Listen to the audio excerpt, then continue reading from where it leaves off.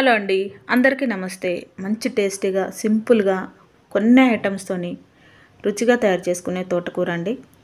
ముందుగా మనం తోటకూరని శుభ్రంగా ఆకులు తంపేసి ఇసుక లేకుండా కడిగేసి ఆ తర్వాత ఉల్లిపాయలు పచ్చిమిర్చి రెడీగా కట్ చేసుకొని పెట్టుకోవాలి. కళాయిలో ఒక 2-3 స్పూన్లు నూనె వేసుకొని ఎండుమిర్చి, తోటకూరకి ఎండుమిర్చి మంచి టేస్ట్ వస్తుంది.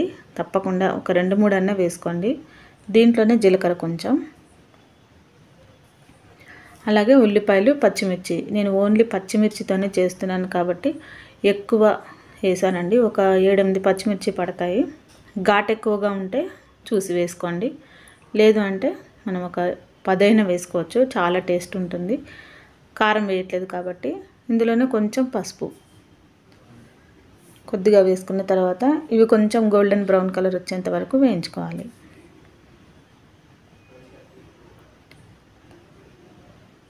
ఉల్లిపాయలు నేను మీడియం సైజువి ఒక 2 వేసాను.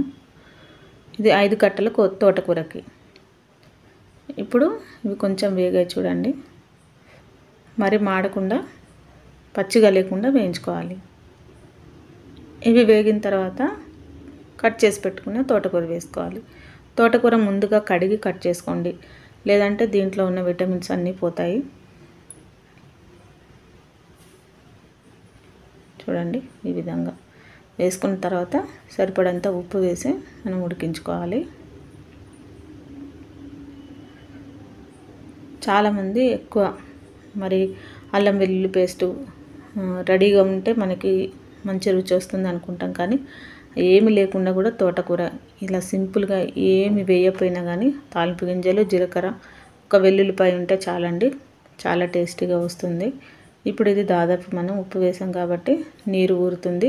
ఈ నీరంతా ఇనికిపోయేంత వరకు లో ఫ్లేమ్లో పెట్టి ఒక 10 నిమిషాల పాటు అలా ఉంచేస్తే చాలు. చూడండి, ఇంకొంచెం నీరు ఉంది.